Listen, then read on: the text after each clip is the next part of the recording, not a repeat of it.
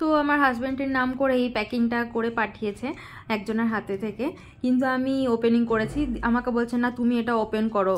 ও জানে না, আমিও জানি না যে এই গিফটটা অ্যাকচুয়ালি আমার জন্য ছিল, বাট খোলার পরে আমি দেখলাম। Oh my god.